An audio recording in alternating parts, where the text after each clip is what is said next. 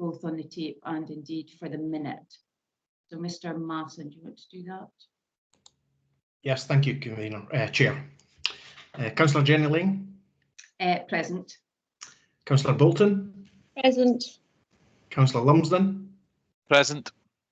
Councillor Argyle. I'm here. Councillor Kill. Kill, yes, present, thanks. Councillor Petrie.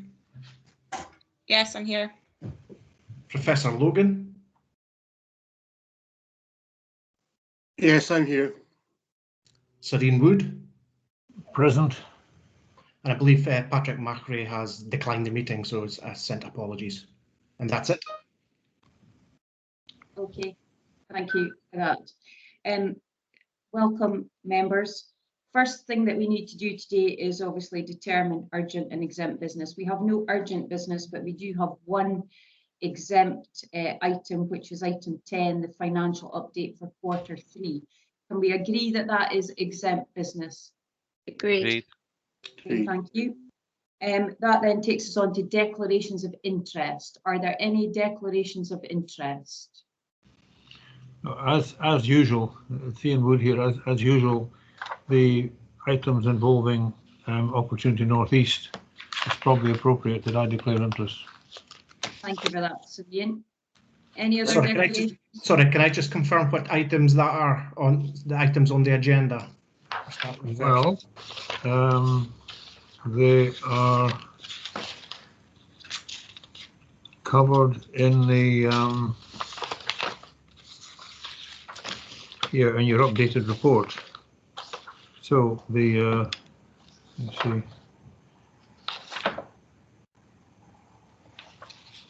Let's I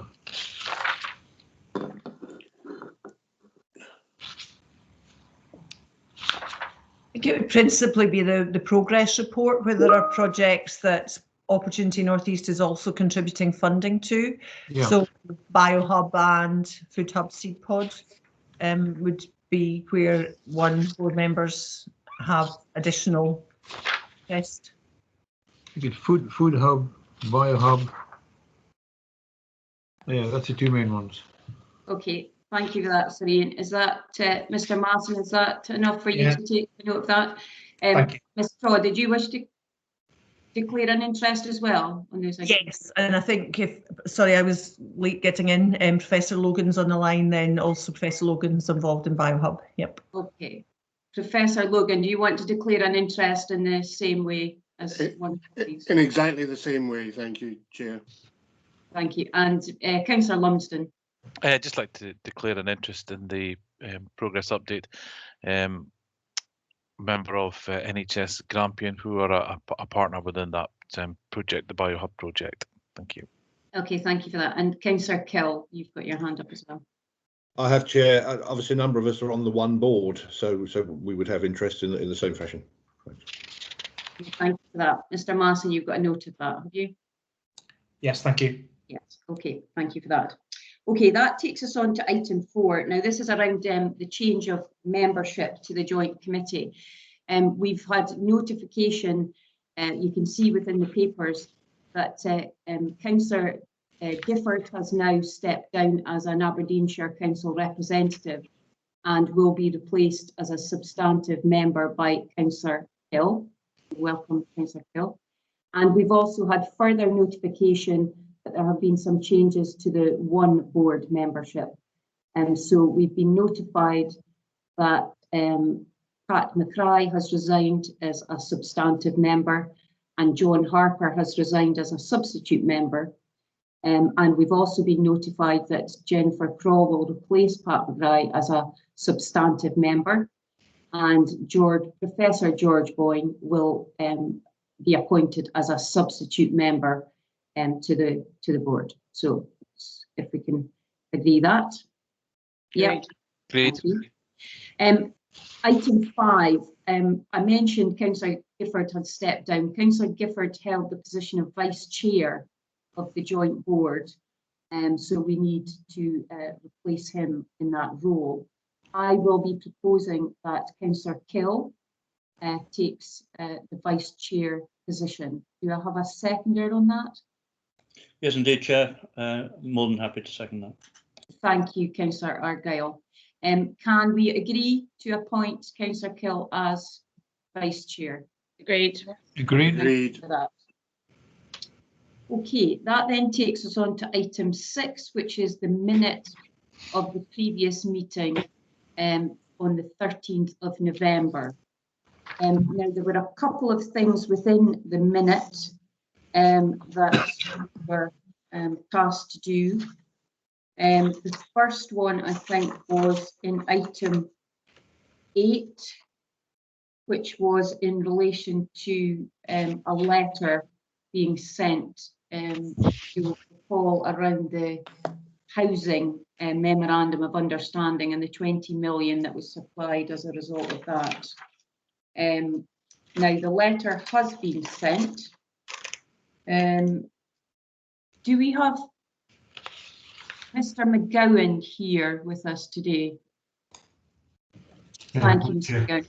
McGowan. Are you able to give an update? Have we received any response? I got notification that we hadn't received a response as of yesterday, but I don't know whether there's any further update on that.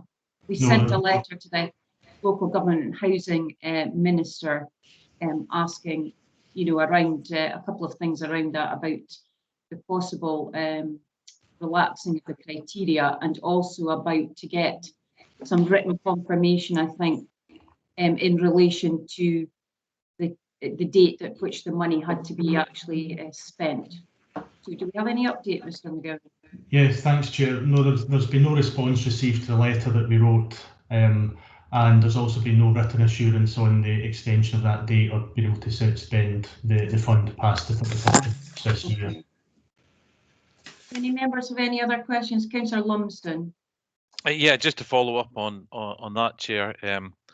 Obviously, the timescale for money to be spent on the MOU was matching the timescale on the City Region deal, which I think takes us up to 2026. Now, this one is different because the HIF funding is meant to finish on the 31st of March, probably before we even have another meeting. So I think we're in real danger here of that 20 million being lost to us.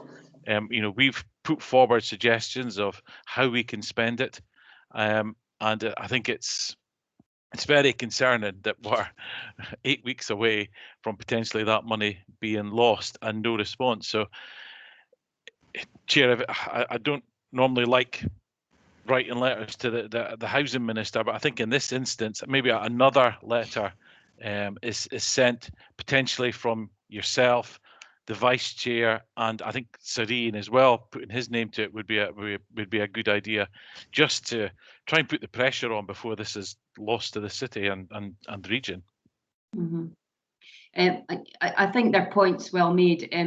We have had a frustration around this funding, as you know, hence the reason we had the discussion at the last meeting about sending the initial letter, because you know, we're often pretty vocal about not maybe getting as much funding from national government as we would hope, and because we've got this 20 million, and indeed we're crying out for affordable housing within the region, it would seem a dereliction of duty on our part if we weren't to try and pursue this further, particularly given the deadline date of the 31st of March.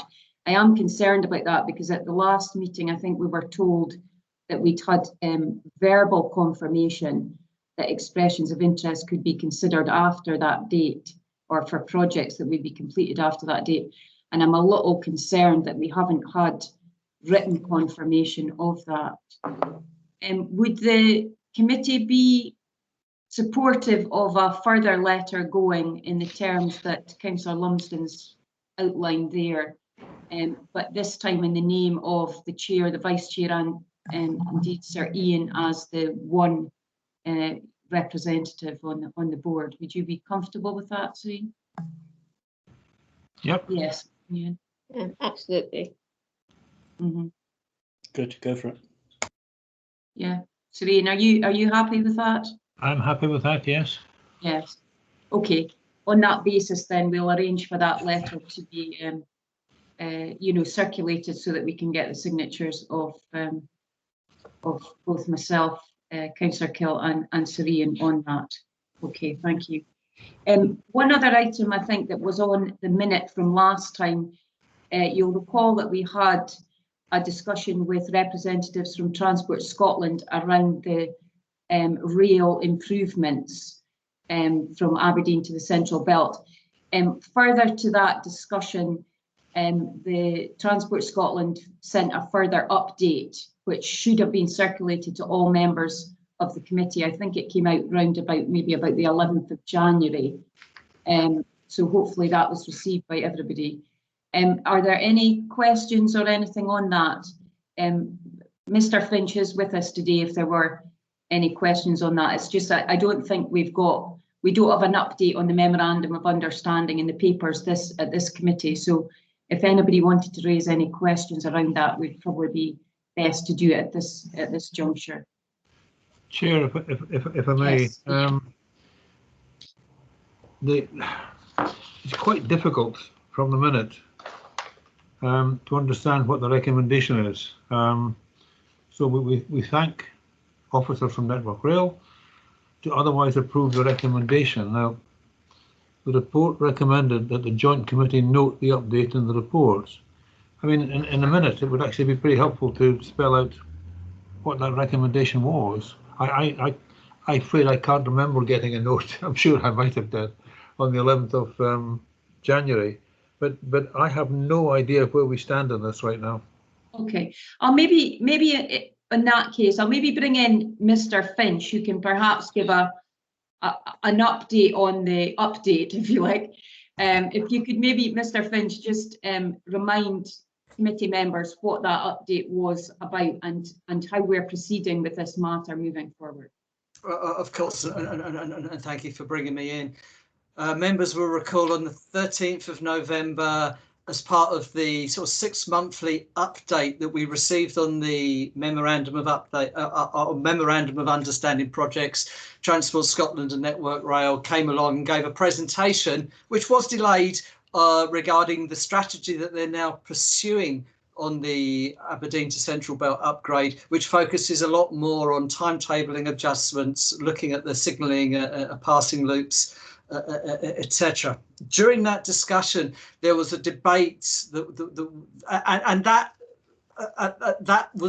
there was no recommendation at that point. That was just for noting, for our information about of the progress and the opportunity for the committee to ask questions of Transport Scotland and Network Rail. During the debate, I recall there was quite a lot of discussion about the trading off of perhaps timetable improvements on the Fife area versus infrastructure improvements between Dundee and Aberdeen. And there are also questions about how the planned timetable improvements on the different sections compared to what was remitted in the brief that was given to Network Rail. The update that I received from Transport Scotland sought to provide 2 items of clarification on those points. First of all, the point was that you wouldn't be able to effectively achieve time savings just from looking at what was happening in Fife, because you needed the 2 elements to work together such that you didn't end up with trains backing up on each other.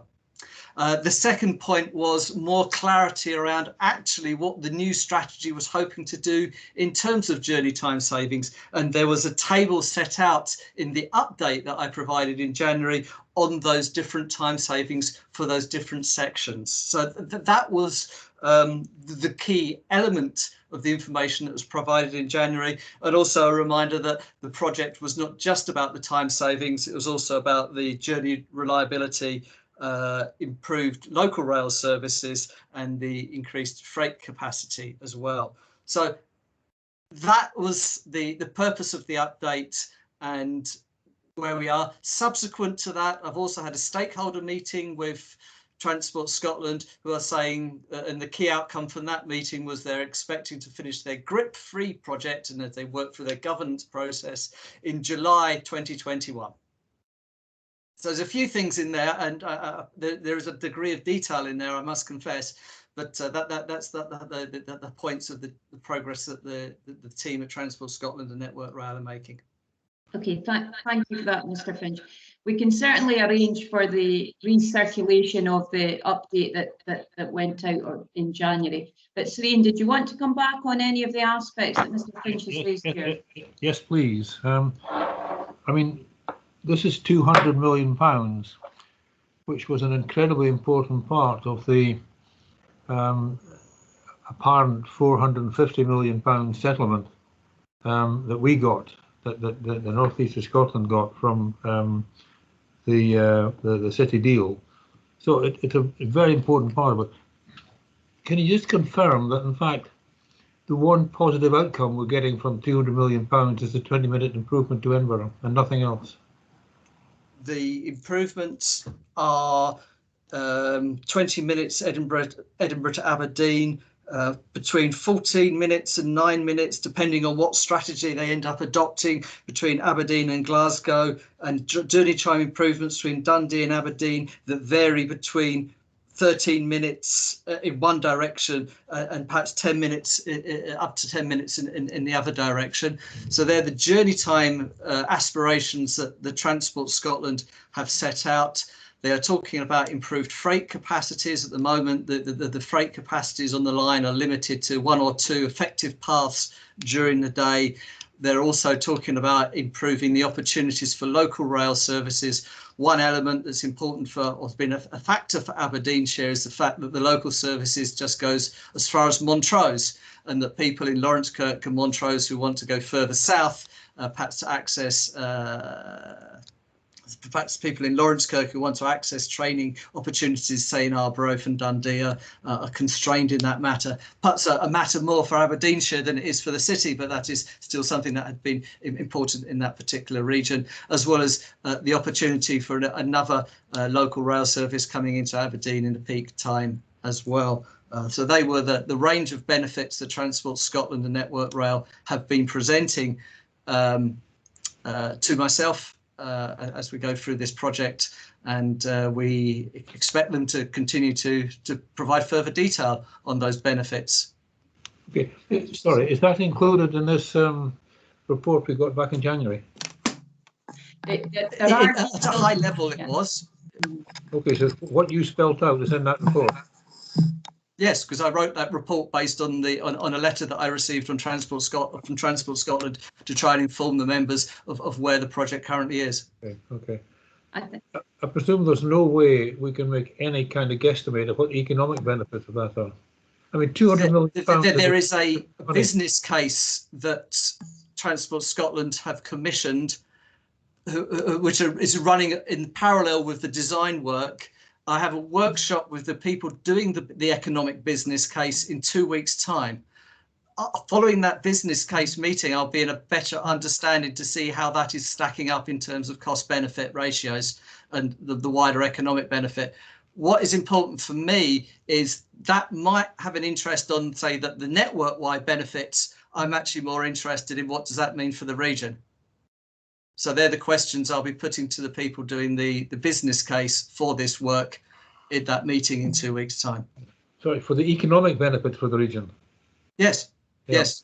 Okay. I guess you can always look at an economic benefit. You can look at it in terms of what the regional benefit is. The fear is they might take a broader perspective and say, well, what's the national economic benefit for the city region deal? We are actually interested in, well, what does that mean for the North East of Scotland?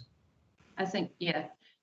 I think what we'll do is we'll arrange for that update that Mr. Finch provided to be recirculated to give you that further information, Serene. But I think, Mr. Finch, I mean, you've sat in many of these meetings where members have raised their concerns around the 200 million and how it was being allocated and what direct benefit there would be for the North East region. And I think that is the important thing. I mean, we all want, you know, to be maximum benefit from money spent at a national level as well. However, that money was allocated to us as part of well, it wasn't part of the city deal, it was the memorandum of understanding that was kind of tagged on to the city region deal. However, it's often mentioned by national government when they talk about the resource that's been allocated to this region. So in that basis, I think we feel that it's important that we get the maximum economic benefit for the Northeast region from that money. And our concerns have always been that the money may be being spent or allocated in other parts of Scotland that may benefit more than our region will from money that is flagged up as being money that's gone to the Northeast region. And that's always been a concern for us right throughout the whole of this process.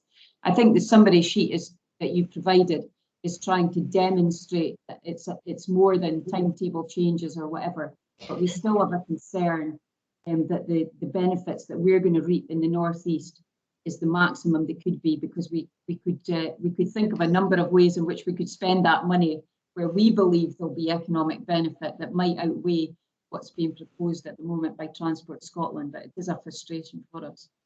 Councillor Kill, do you want to come in? Yes, please, Chair. You've just made a number of the points that I was going to. I was present at the 27th, at the November meeting as an observer, and I have to say that I remain to be convinced that this is good value for money for a few minutes savings. I don't have the update from January, 12th of January, which is entirely understandable because I wasn't a member of this joint committee until 5 minutes ago. So if we could have that recirculated, that would be very helpful. Thank you. Yeah, we will do that. And I think the other thing is, because when we look back at when we initially secured the funding, and we did believe that we were going to get that 20-minute saving on both the routes, both the north and west routes. And now the figures that are coming through clearly show that that's not the case. We may get it on the Edinburgh one, but not on the Glasgow connection. So I think it's important that we continue to keep a close eye on this, and I'm sure Mr. Finch, you're doing that when you're going to the stakeholder meetings, and you won't be slow in putting forward the views that have been expressed today and at other meetings of the committee. Thank you. Thank you for that. Any other questions on this? Are we happy to move on? Right, the minute is here for approval, so are we happy to approve the minutes that we have before us? Yes, Approved. thank you. Great. Okay, thanks for that. That then takes us on to item 7, which is the Aberdeen City Region Deal quarterly progress update. We obviously got an update on a number of the projects that are currently ongoing. Do we have any questions on the progress update?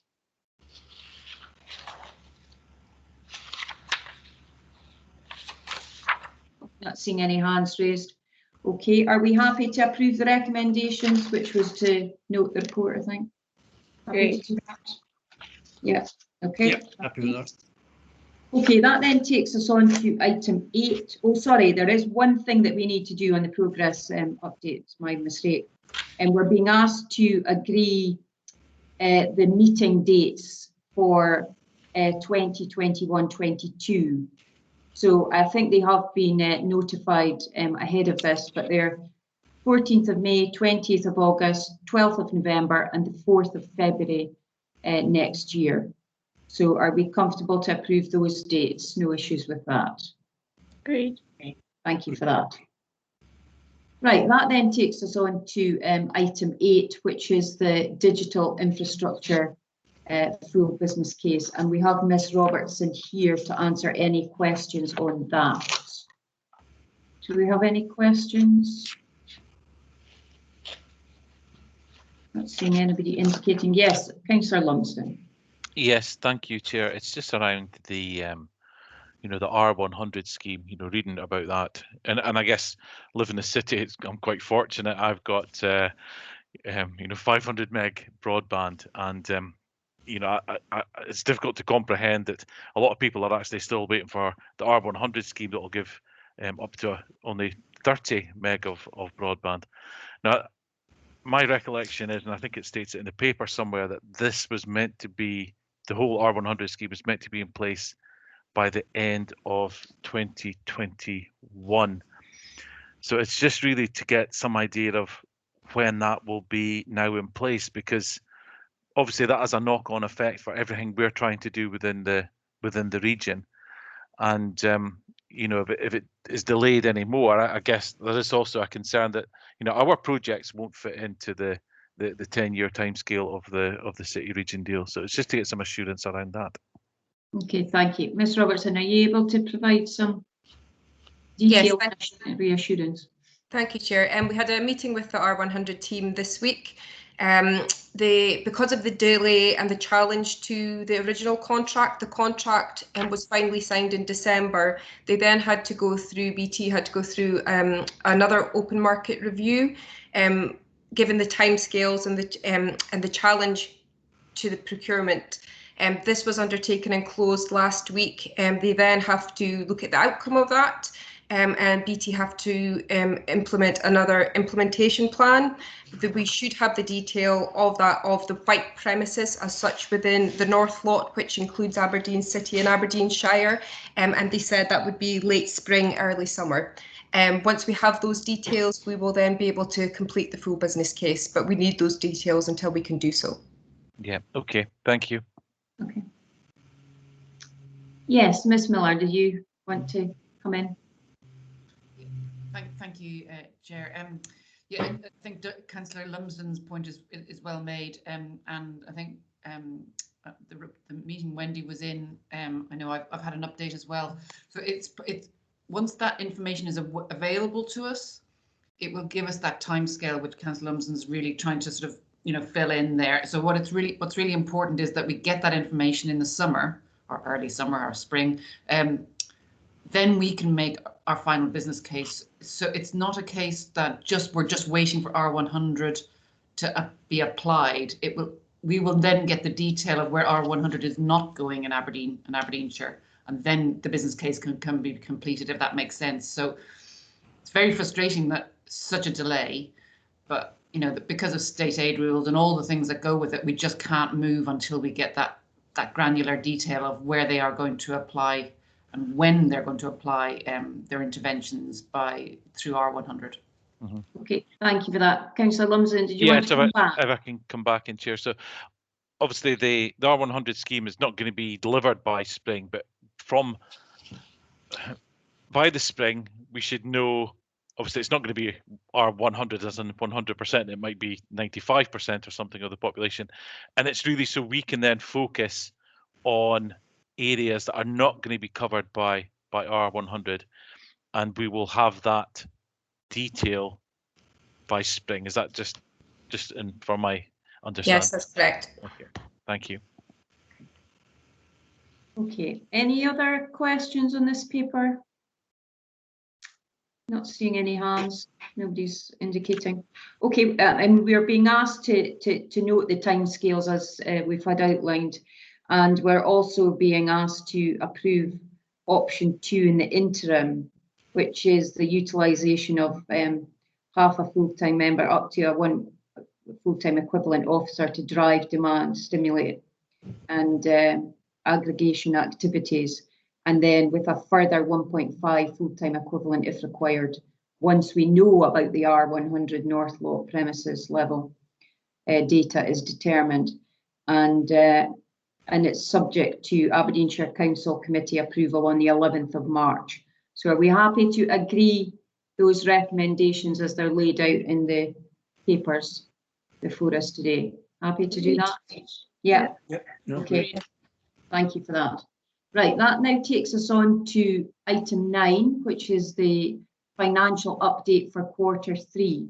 Now, we have a public paper, and we also have a exempt paper, which covers some information that can't be out in the public domain. So, first of all, do we have any questions around the public paper that we have?